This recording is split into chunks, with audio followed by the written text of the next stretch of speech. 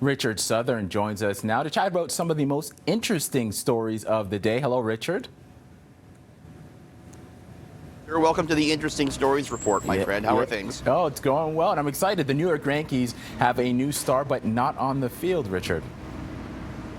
Yeah, they're killing it on the field, unfortunately, because we're both Blue Jay fans, right? So this is not great. But in the bleachers at yesterday's Yankee game was a little girl who kept her entire section riveted as she tried to play the flip bottle game. She wanted her water bottle to land right side up. Take a look at this now. She was trying her darndest to do this. Oh, nice. And she finally did it. Look at that. She's getting bigger cheers, Brandon, than the Yankees sluggers. That's kind of fun, don't you think? No, it's great. You know what? I hate to be the bearer of bad news. I'm not a huge baseball guy, but I'm telling you that I think, it's a long 9 innings, and I think I would need something like that to get me excited. See, spoken like a true non-baseball fan, you think that's the most exciting thing during the game. I'm going to bring you to a Jay game. Brandon Rowe and I were just talking off the air. He's also a Ticats fan. Yes. So there's a lot going on here, Brandon. We're gonna make you right here. I'll bring you to a Jays game. We'll turn you into a Jays fan. Don't you worry. Awesome. As the Hamiltonians say, Oski wee wee. Now, politics is always a touchy subject. This new study won't make it any better.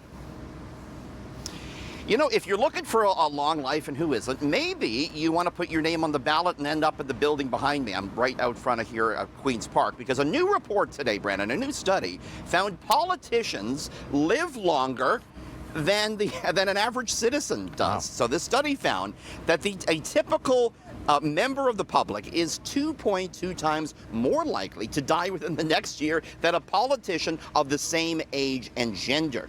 And the authors think that this might have to do with the fact that politicians typically make more money than the average person does. They also have typically better access to health care.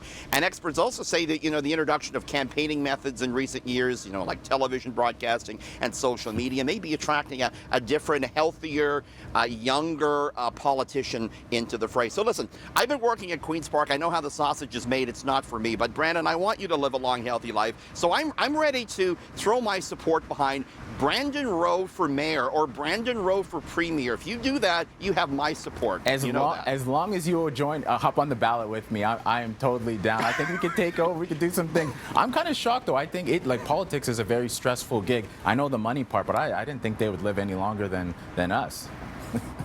They work long hours, too. I know that, so you're right. It is a bit surprising to see. But listen, I would drag down that ticket. But if Brandon Rowe's running for mayor, I'm voting for you. I'm telling you that now. I appreciate the support. Now, also, Richard, an invasive species in the U.S. is being turned into an alcoholic drink. Not sure about this one, but they got a lot of these invasive crabs down in the United States. We're talking New Hampshire here. These are little invasive trapper crabs. And so a local distillery said, we got so many of these things, let's turn them into whiskey. They're calling it crab trapper whiskey. The crabs in question came over from Europe in the mid-1800s. What they do, they scoop them up, they bring them to the brewery, they make a boiled crab broth and then infuse it with alcohol. The company says it has a hint of maple, a taste of vanilla oak, and a crabby type of finish.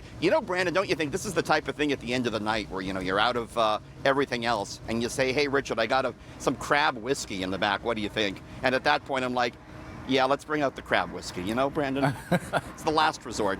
I don't know.